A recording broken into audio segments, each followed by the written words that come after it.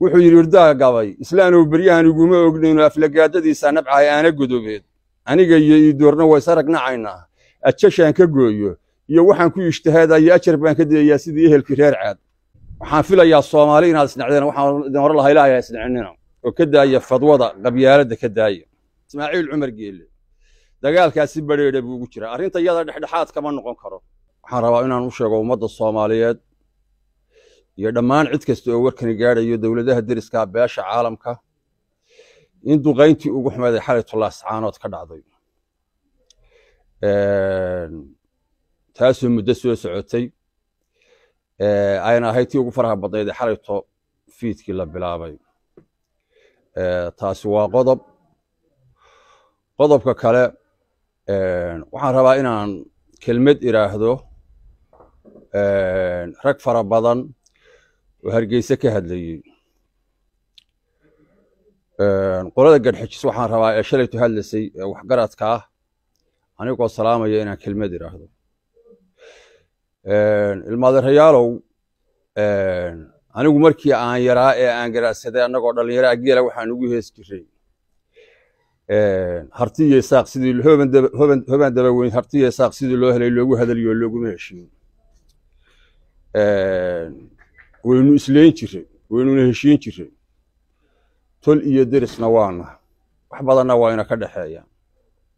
laakiin se markaynu isleen jiray waxaanu isku leen jiray waxaanu garaan oo ah kuraas geel iyo dal iyo damac inta way isku leen jiray maanta waxa aad laascaanood ugu soo duusheen ciidamadiinu ay laascaanood dadka ugu xansuuqayaan ma garanno dagaalka qolada habar awal oo hogaaminaysa waxa ay ku dagaalamayaan waanu garanna waqtigii mudaxileedkii kursiga ay hayeen baa dhamaaday waxay siyaasadii ka gashay in laascaanood dadkeeda la duqeeyo oo la xanaaqo iyagu waxay ku dagaalamayaan waanu garanna laakiin qolada gadxijis waxaanu isniri marka ay qolada hawar awal istiri ku muddo kororsada xansuuqa iyo garaacista laascaanood saaqna ku kiciya mucaaradkana iskaga jabiya haboonidiin inaad garaweydeen baan filayaa nin la oran jiray maaweel baa nin barhayare la yiraahdo in adeerkiisa Sacuudiga uga tago markaas wuxuu damcay inuu boqor ka dhigo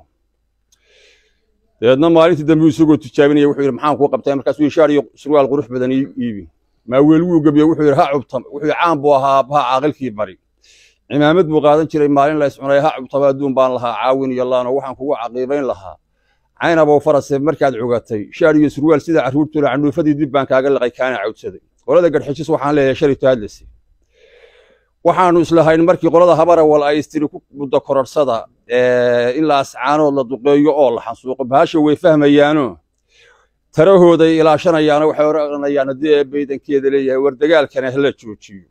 oo ka daaya magaalada xansuuqa systemkana mudaxileedkiisii waa dhamaaday doorashaha la qabto Hargeysa doorashaha laga qabto anaga doorasho naga suuroobi mayso waxa wayna kama dhaxeeyaan oo door dhexdhexaad ah bay qaadan lahaayeen oo maanta hadii baydankeeda leeyahay tarahooda ilaashan lahaayeen haddii aad gooja caday iyo odagoyo iyo madaafiicda nagaraacas aad shiishirida iyo cabeeyo aad ka wada noqotaan waa nasiibkiin gadxijis intaas aan leeyahay halka ay idin dhaafi maayo culimadii hadlaysay waxaan leeyahay waxaan filayaa Soomaali inaad isnacdeen waxaan idin hor lahaa ilaahay isnacinina oo ka daaya fadwada qabyaalada ka daaya taana intaas aan leeyahay dawladaha dariska iyo beesha caalamka iyo dadka xabad joojinta leh xabad joojin hal la sameeyana waxaan leeyahay 1922 ayaa ciidan Ingiriis iyo Isaaq iyo Xabashi iswataaniman ugaadeen oo awaare degan ku duuleen dagaal fara badan baa dhacay oo nimankii ugaadeen way isdifaaceen iyagoo lagu soo duulo lagu gardaran yahay ugaadeenkii la yiri xabadda joojiyo arrintii bay aad uga yaabeen deedna nin ugaadeena gabay ku jawaabay su'aashii ku filan wuxuu yiri irdaa gabay islaanu baryahan iguma ognayn aflagaadadiisa nabcay aana gudobeed aniga iyo doorna way saragnacayna ajashan ka gooyo iyo waxaan ku ijtihaaday ajar baan ka diyayaa sidii ehelkii reer caad ragale xabadda hal la joojiyo war anagu xabad ma wadno ilmaadeerayaal anaga ciidankaasi way saragnacayna waxay laayeen maatadayadii gabdhahayagii culimadayadii aqoon-yahanayagii cuqaashayadii waxa la dumiyay magaaladii xabadii baan ugu socotaa annaga ciidankaasi waanu kala dhimanay waanuna is aragnacayna suurtagal ma aha gooja cadayagoo jooga ama ari cadeeyo jooga ama canjiid jooga ama tuula samakaab jooga ama yagoori jooga ama guumeys jooga inay suurtagal noqoto inay xabadu istaagto waayo intaaba waxaa degan dadkii ay xansuuqeen waxaan rabnaa ciidanka in oog la geeyo marka oog la geeyo cidii qabanaysa reerka iyo dadka waqooyi ka soo duulay diyaar baanu anagu duulimaadna ma ahin nabadna waanu doonanaa taana intaasaan leeyahay waxaan rabaa inaan kaloo cadeeyo Ismaaciil Cumar Geelle dagaalkaasi bareedha buu ugu jiraa arrinta iyada dhexdhexaad kama noqon karo hubkiisi iyo raggiisi iyo kaartadiisi iyo diyaaradihiisi basaasiinta wax basaasayay iyo khadkii telefoonada wax ugu fududeynayo intaba dagaal buu kaga jiraa Ismaaciil Cumar Geelle arrinta annaga iyo ciidankaana dhex marasa iyo siyaasadaas Hargeysa dhexdhexaad kama noqon karo intaas aanu madow sheegaya wabillahi tawfiiq dadka faraha badan ee reer waqooyiga ee dhaqan leh ee siyaasiyiin leh ee culimo leh ee aragtidooda iyaguna cabiray ee aan ahayn dadka qabyaaladda iyo caadifada iyo sida kooban u fikiraya number 1 boqor Cismaan Buurmadow aad iyo aad baan ugu mahad celinayaa waxaan kale u mahad celinayaa xildhibaan Axmed Khaliif oo isna